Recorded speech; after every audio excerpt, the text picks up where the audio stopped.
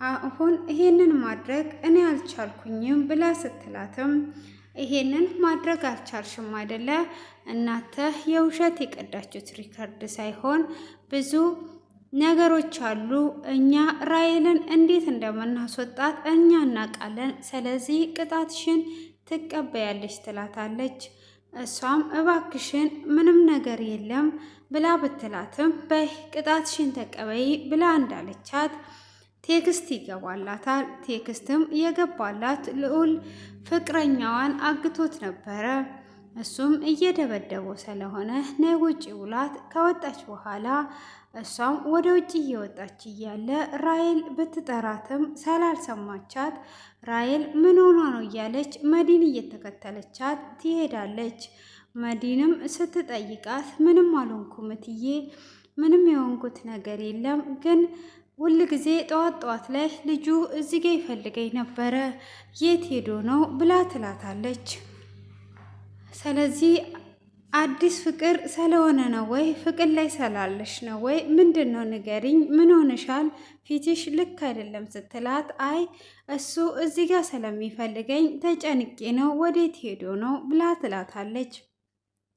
እሷም ልዑል ወይን የሆነ ሰው የሆነ ነገር አድርጎት ይሆን ወይ ብላ ስትላት አይ እንደዛ አይደለም እትዬ፣ አንቺ ወደ ቤት ሂጂ ሰፕራይዝ ላድርግሽ ላግኝሽ እያለኝ ነው ብላ ትላታለች። እሷ የተጻፈላት ቴክስት ግን እንደዛ አልነበረም። ራሔልም እንደሄደች ልዑል ይደውልና አሁን እኔ የምልሽን ታደርጊያለሽ፣ ፍቅረኛሽን የምትወጂና የምታድኙ ከሆነ እኔ የምልሽን ሁሉ ታደርጊያለሽ ይላታል። እሺ ወደ ገደለው ግባ፣ ግን እትዬን ምንም ነገር አላደርጋትም ንገረኝ ትለዋለች። እሱም አሁን የምታደርጊው ራሔል የኔን ልጅ ልታስወርድ ስለሆነ ሐኪም ቤት እንድትሄድና እንድትታይ ነው የምናደርጋት። ስለዚህ የምልሽን አድራሻ ለእሷ ትሰጫታለሽ፣ እሷም እዛ ሐኪም ቤት ሄዷ ትታያለች ብሎ ይላታል። ሌላ ምንም የምናደርጋት ነገር የለም፣ አንቺም ከፍቅረኛሽ ጋር ትገናኛለሽ ብሎ ይላታል።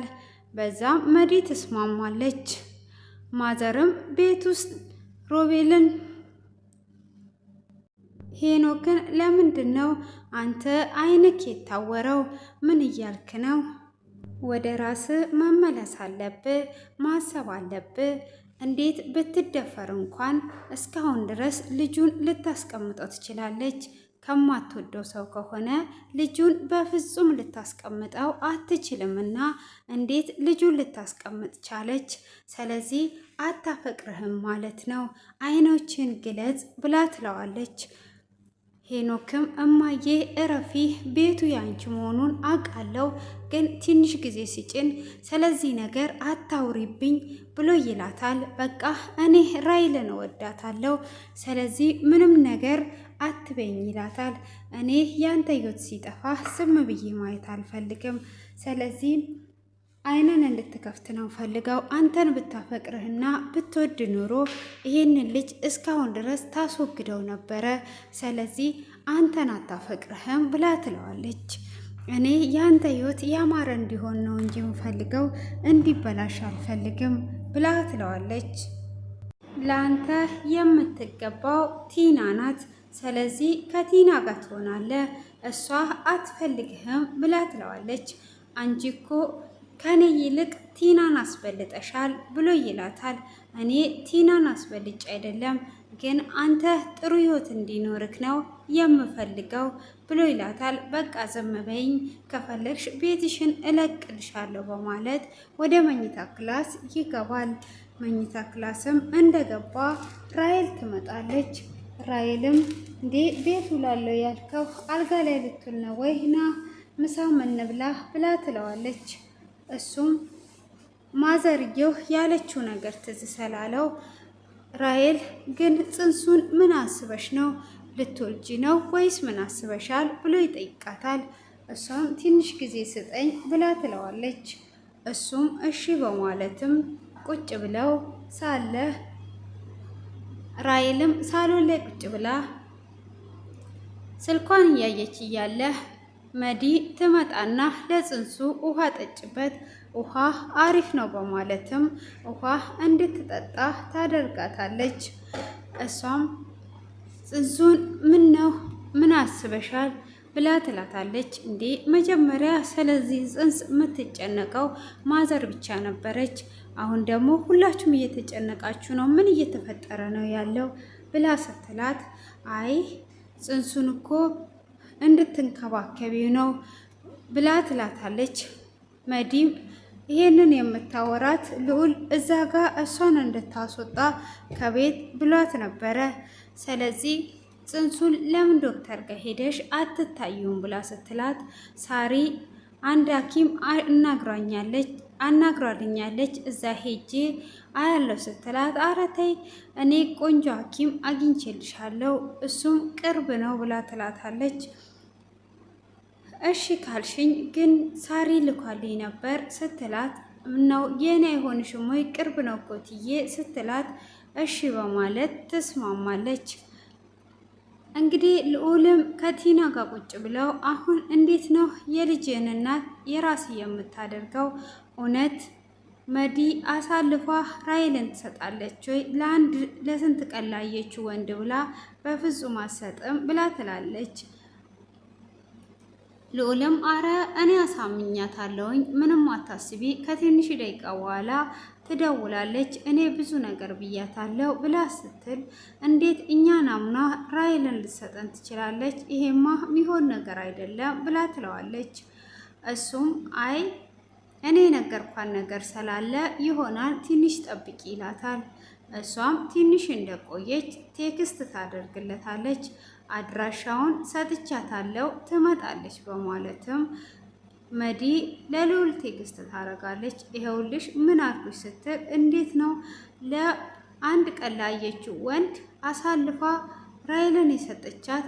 ምን ብትላት ነው እንዴት ሳመነች ብላ ስትጠይቅ፣ አይ እኛ ምንም አናደርጋትም ሐኪም ቤት እንድትታይ ብዬ ነው፣ ካልሆነም ደግሞ ልጁን እንድናስወጣ ነው ብያት ነው ሲላት፣ ከዛን እሷም ደስ ብላት ልጁንማ እንድታስወጡት ነው የምፈልገው ብላ ነው አድራሻውን የሰጠቻት፣ ይሄንን የምታውቀው ነገር የለም በማለት ይላታል። እሷ እንዴት ግን ባንዴ ልታፈቅረው ቻለች ስትል፣ ህይወቷን እኮ ነው ያተረፈላት፣ በዛው ነው ያፈቀረችው ብሎ ይላታል። እሷም ቴክስቱን ከላከችለትና እንዲገናኙ ካደረገች በኋላ ያው ጨርሻለሁ ትለዋለች። ራይልም ለሄኖክ የሆነ ቦታ ደርሼ እመጣለሁ ብላ ትለዋለች።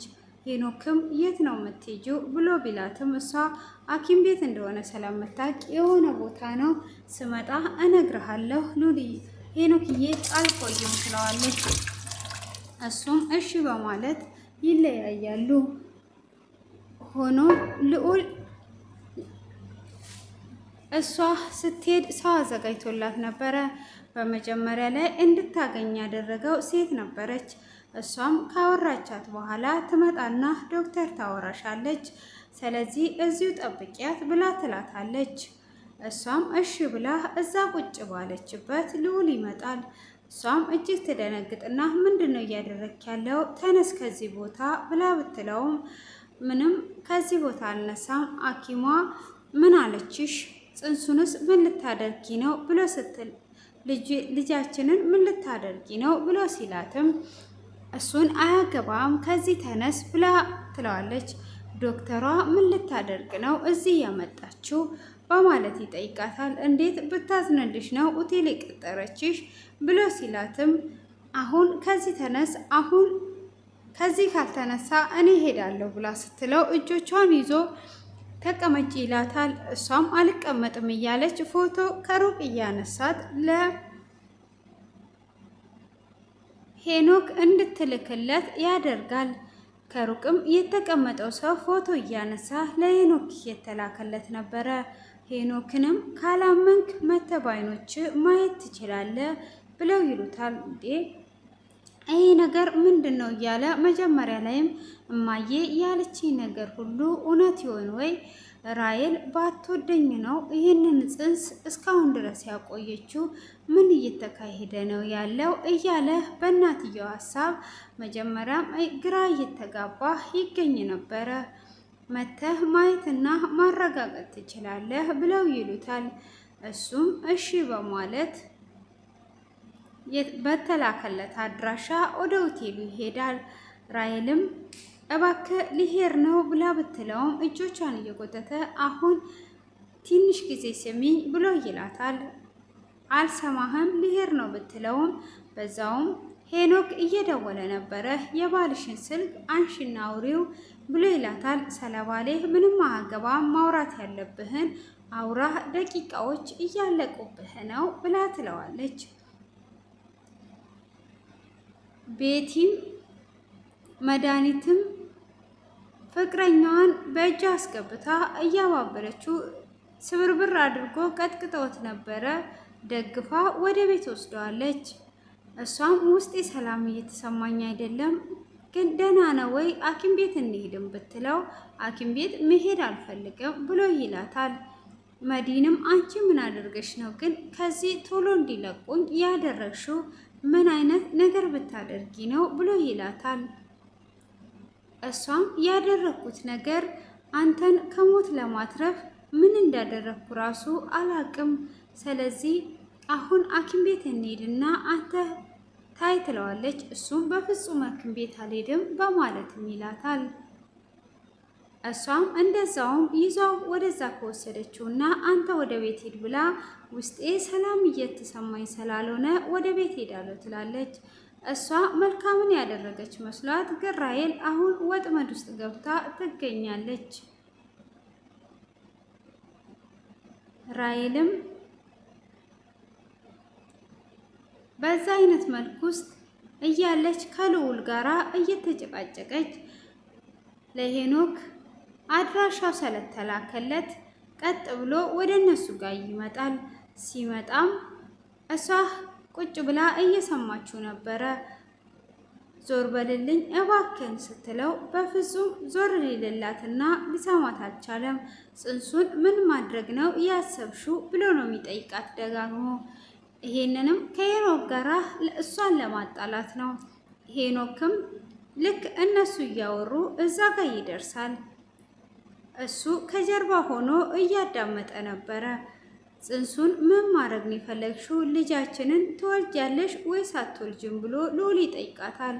እሷም ዝም በል ምንም አይነት ልጅ የለንም ብላ ብድግ ብላ ልትሄድ ስትል ሄኖክ ፊት ለፊቷ ላይ ቆሞ ታየዋለች። ራሔልም እጅግ ትደነግጥና ሄኒ ለምን መጣህ ብላ ትለዋለች።